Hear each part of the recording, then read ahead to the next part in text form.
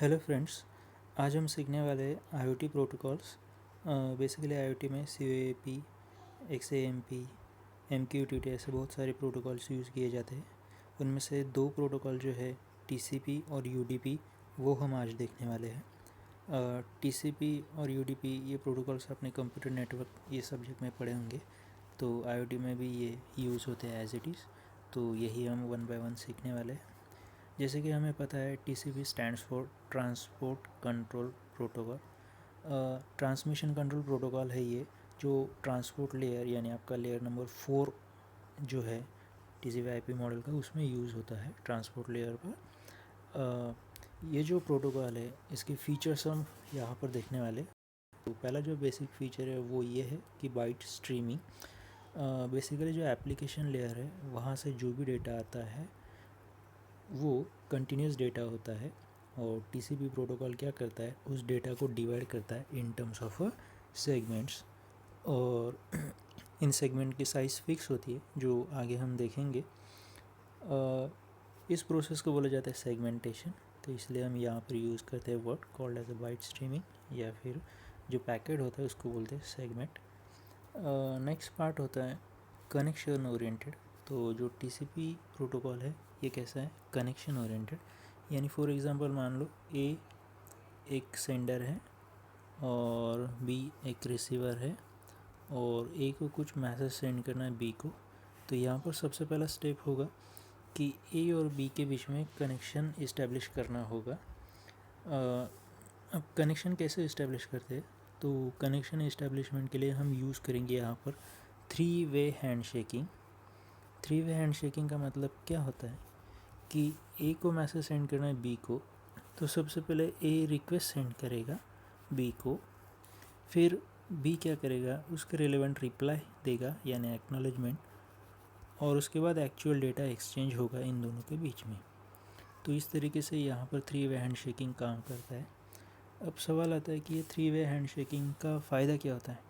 तो इसका फ़ायदा होता है रिलायबिलिटी, क्योंकि सेंडर और जो रिसीवर है वो एक दूसरे को जानते हैं, उन दोनों के प्रॉपर डिटेल्स उनको पता होते हैं, तो इसलिए हम इसको बोलते हैं रिलायबल। तो यहाँ पर जो भी डेटा आप ट्रांसमिट करने वाले हो वो as it is accurate data in terms of segment properly receive किया जाएगा आपके सेकेंड एंड पर। तो ये रिलायबिलिटी काफ़ी इंपॉर्टेंट फीचर है, इसलिए ये होता है connection oriented protocol. Next feature जो होता है वो होता है called as a full duplex. अब फुल डुप्लेक्स यानी क्या, कि यहाँ पर A और B के बीच में जो भी कम्युनिकेशन चलेगा वो बेसिकली होगा बाई डायरेक्शनल। यानी A अगर मैसेज सेंड करता है B को, तो सिमिलरली B भी A को मैसेज सेंड कर सकता है। तो ये बाई डायरेक्शनल कम्युनिकेशन चैनल होता है, इसलिए हम इसको बोलते हैं full duplex communication channel. Next important जो फीचर है वो होता है आपका पिगी बैकिंग। पिगी बैकिंग क्या होता है, अब सपोज़ A और B के बीच में कम्युनिकेशन चल रहा है, तो सबसे पहला पार्ट है कि A ने कुछ पैकेट सेंड किया है आपके B को। तो अब B क्या करेगा कि उसका एक्नॉलेजमेंट सेंड करेगा। अब ये पैकेट 1 है, तो पैकेट 1 का एक्नॉलेजमेंट कौन सेंड करेगा, B सेंड करेगा। नाउ अब B को लगता है कि मुझे भी यहाँ कुछ मैसेज सेंड करना होगा, तो ये B कुछ मैसेज सेंड करता है, यानी फॉर एग्जांपल यहाँ से कुछ मैसेज आ रहा है। अब यहाँ पर ध्यान से देखा जाए तो बैंडविड्थ वेस्ट होगा, क्योंकि सबसे पहले इसने मैसेज सेंड किया था जो कि एक्नॉलेजमेंट था, और उसके बाद में इसने खुद नया मैसेज सेंड किया। तो ये प्रॉब्लम सॉल्व करने के लिए हम क्या करेंगे, हम यूज़ करेंगे पिगी बैकिंग। तो पिगी बैकिंग क्या होता है, फॉर एग्ज़ाम्पल A ने मैसेज सेंड किया है ये मैसेज 1, जिसका रिप्लाई अभी B हमें देगा, और B को खुद को भी एक मैसेज सेंड करना है। तो B क्या करेगा, अपना data plus acknowledgement of previous message ये दोनों पास कर देगा, यानी एक्नॉलेजमेंट के साथ ही आप अपना नया डेटा पास करते हो। इससे क्या होगा, बैंडविड्थ भी आपका सेव होगा और कम समय में ज़्यादा डेटा एक्सचेंज होगा। इसको बोला जाता है piggybacking. Next important feature होता है called as a error control. अब एरर कंट्रोल क्या होता है, सपोज़ ये एक पैकेट है जिसको हम सेगमेंट बोलते हैं, जो फॉर एग्ज़ाम्पल कुछ बिट्स कैरी करता है, बराबर, और सेंडर ने ये पैकेट सेंड किया है B को। और इनमें से मान लो जो MSB है फॉर एग्ज़ाम्पल वो करप्ट हो गया, जब सेंड किया था तब वो 1 था और जब एक्चुअल रिसीव किया तो वो हो गया 0।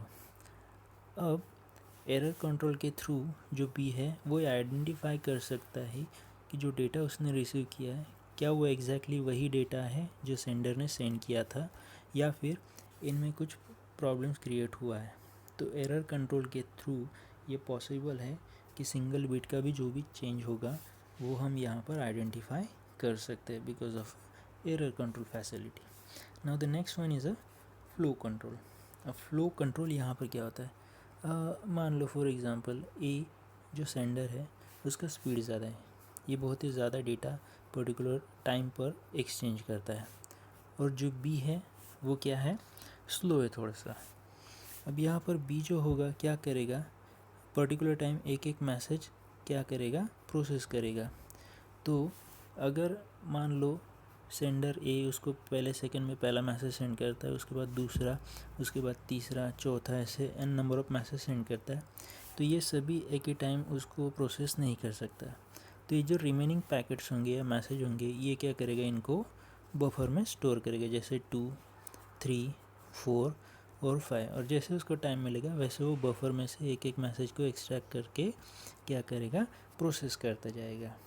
तो फ्लो कंट्रोल से क्या होता है, भले आपका सेंडर फास्ट है और रिसीवर स्लो है लेकिन फिर भी इनके बीच में हम कम्युनिकेशन इस्टेब्लिश कर सकते हैं। दूसरा एक इम्पॉर्टेंट पार्ट ये हो सकता है कि अगर सेंडर काफ़ी फास्ट है और रिसीवर स्लो है तो जैसे ही यहाँ का बफर फुल हो गया है तो जो सेंडर है वो डेटा एक्सचेंज करना स्टॉप कर देगा, क्योंकि उसको पता चल जाएगा क्योंकि रिसीवर के पास अभी कोई जगह नहीं है। अगर वो कंटिन्यूसली पैकेट सेंड करता रहेगा तो रिसीवर तो उसको स्टोर नहीं कर सकता क्योंकि बफर फुल है और पैकेट यहाँ पर लॉस हो सकते हैं। तो ये प्रॉब्लम सॉल्व करने के लिए हम जो मैकेनिज्म यूज़ करते हैं उस स्ट्रैटेजी को बोला जाता है फ्लो कंट्रोल।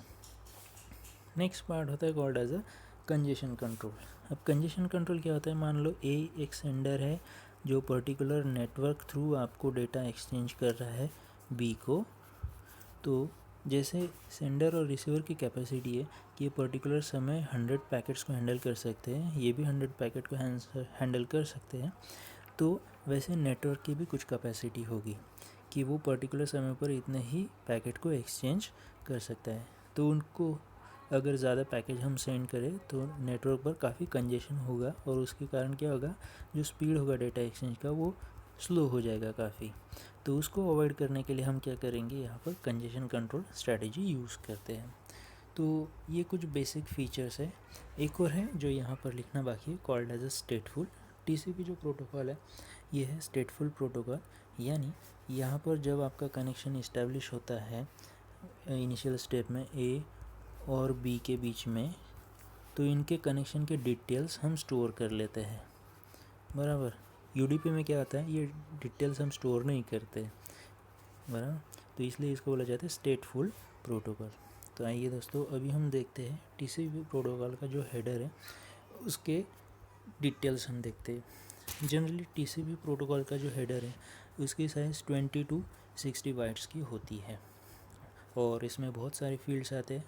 उसका कारण ये है क्योंकि ये रिलायबल प्रोटोकॉल है, तो ये सेंडर की भी इंफॉर्मेशन स्टोर करता है, रिसीवर की भी इंफॉर्मेशन स्टोर करता है, ये कौन सा पैकेट यानी सेगमेंट सेंड कर रहा है उसका भी सीक्वेंस नंबर स्टोर करता है, एक्नॉलेजमेंट अगर सेंड करे तो उसका नंबर स्टोर करता है, कुछ एडिशनल इन्फॉर्मेशन है तो वो भी स्टोर करता है, एरर कंट्रोल रिलेटेड भी इंफॉर्मेशन ये स्टोर करता है। तो इतनी सारी इन्फॉर्मेशन होने के कारण क्या होता है, TCP हेडर में आपको ज़्यादा डिटेल्स मिलेंगे। अगर आप इसको कंपेयर करते हैं UDP के साथ तो उसमें 4 ही डिटेल्स मिलेंगे आपको, जो आगे हम देखने वाले हैं। वन बाय वन हम यहाँ पे देखते हैं। सबसे पहला पार्ट आता है सोर्स और डेस्टिनेशन पर। अब यहाँ पर क्या होता है, पॉइंट टू पॉइंट डिलीवरी होती है, यानी जैसे अगर ए जो है वहाँ पर गूगल क्रोम एप्लीकेशन हमने रन किया है तो ऑपरेटिंग सिस्टम क्या करेगी, गूगल क्रोम को एक पोर्ट नंबर असाइन कर देगी, बराबर। और अब ये एप्लीकेशन क्या करेगा, बी के साथ कम्युनिकेट करेगा, तो वहाँ के कोई दूसरे एप्लीकेशन के साथ ये रन कर रहा है, मान लो ए नाम के एप्लीकेशन के साथ, और ऑपरेटिंग सिस्टम ने उसको port number for example Y assign किया।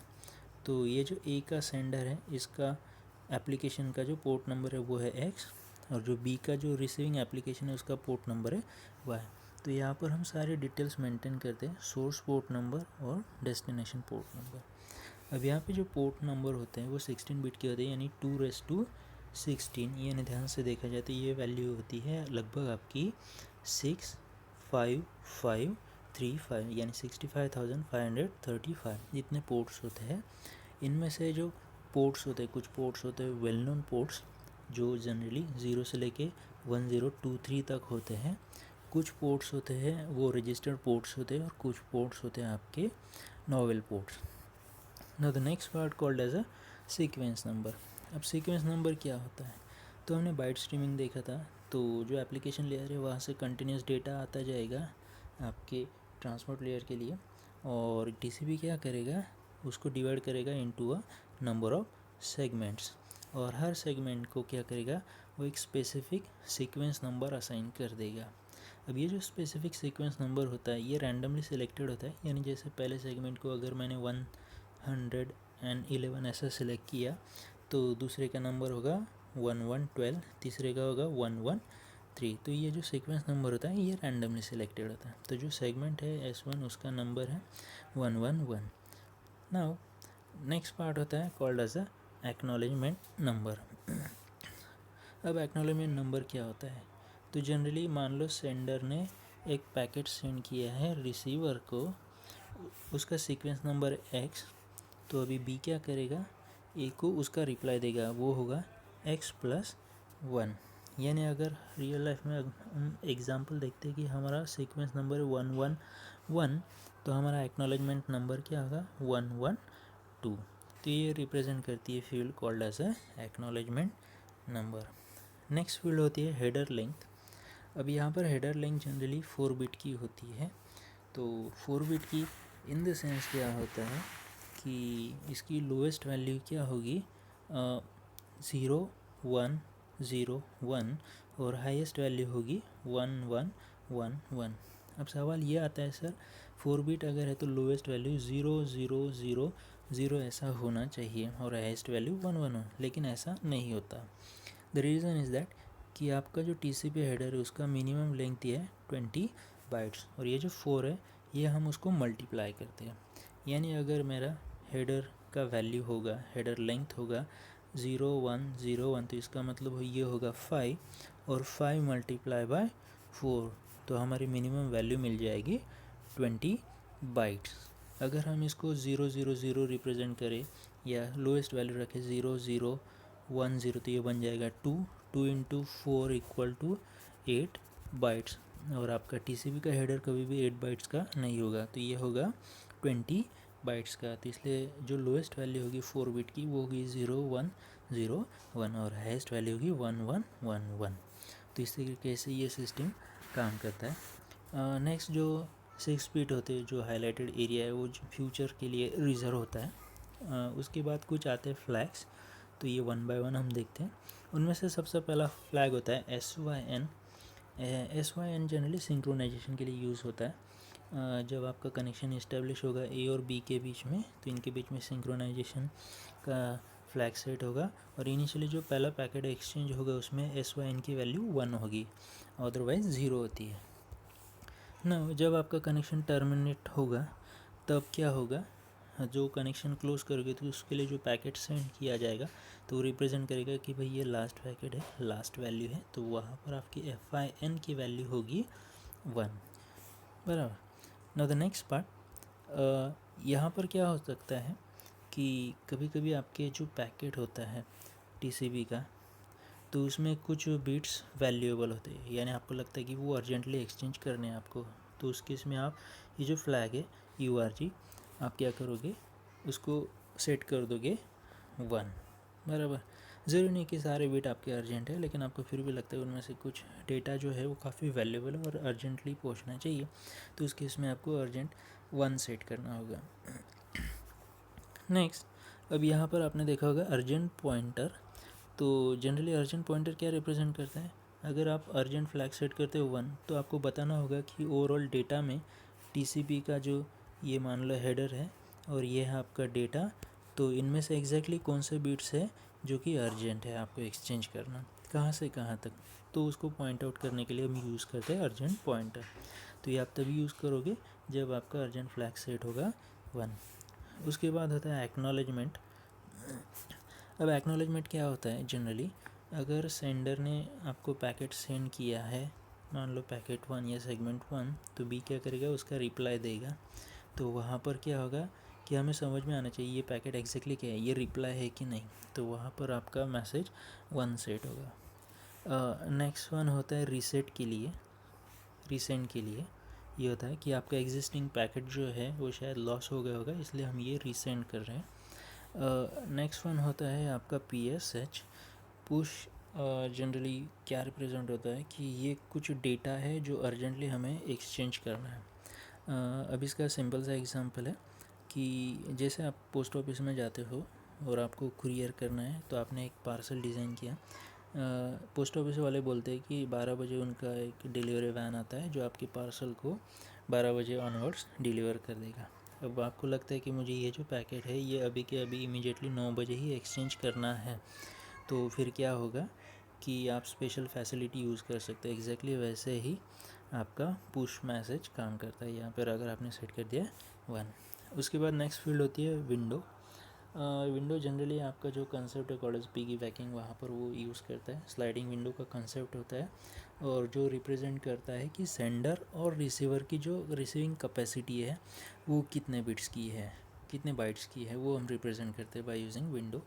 द नेक्स्ट वन होता है चेकसम। अब जैसे हमने कहा था कि एरर कंट्रोल का कंसेप्ट यहाँ पर हम इम्प्लीमेंट कर सकते हैं, तो उसके लिए यूज़ होता है चेकसम, जो आगे हम UDP में ज़्यादा डिटेल में देखेंगे। अर्जेंट पॉइंटर तो हमने देख लिया, और उसके बाद हम ऑप्शनल और एडिशनल अगर कुछ वैल्यूज़ आपको पास करनी है तो वो भी आप यहाँ पर देख सकते हैं। तो ये है बेसिक सा concept called as a TCP header. Now the next protocol is UDP protocol.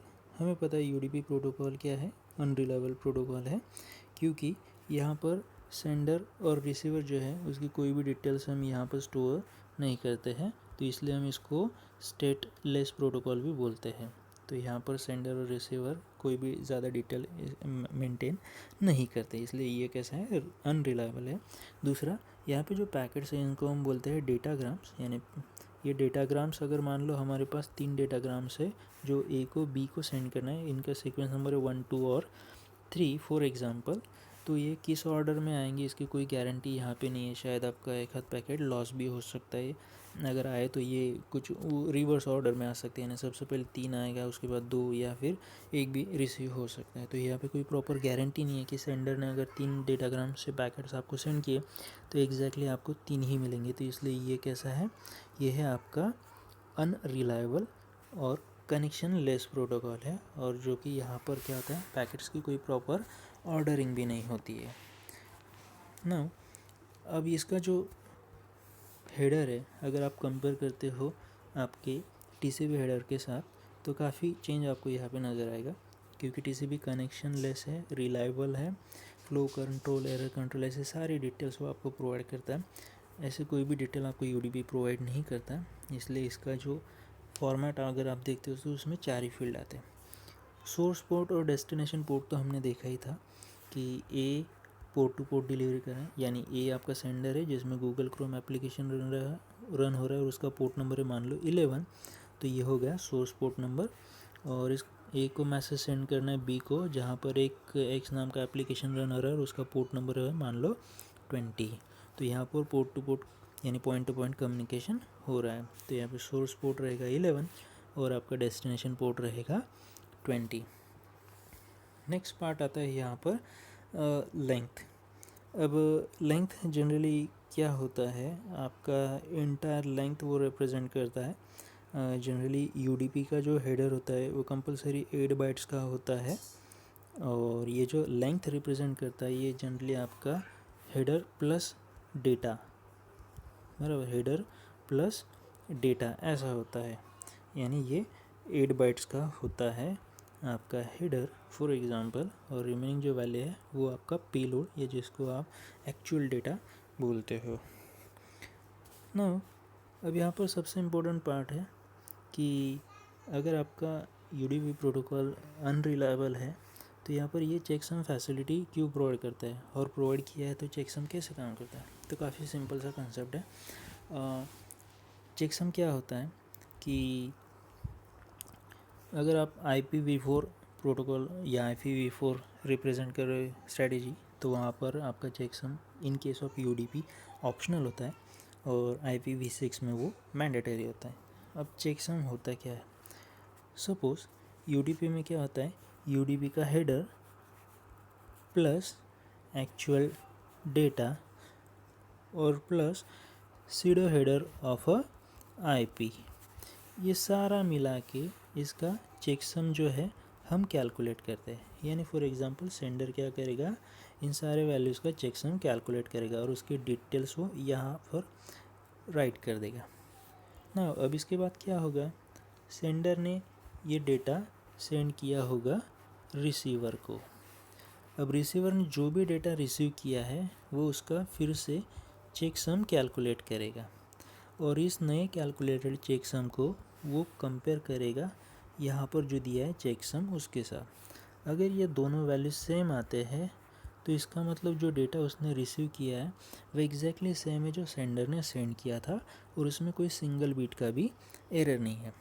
अब चेकसम कैलकुलेट करने के लिए जैसे अलग अलग एल्गोरिदम्स होते हैं, उनमें से एक है जैसे SHA algorithm, secure hash algorithm, और ये इतने पावरफुल होते हैं कि इवन सिंगल बीट भी आपका चेंज होता है 1 to 0 तो उसके रिलेवेंट जो चेकसम आता है उसमें ड्रास्टिक चेंज होता है।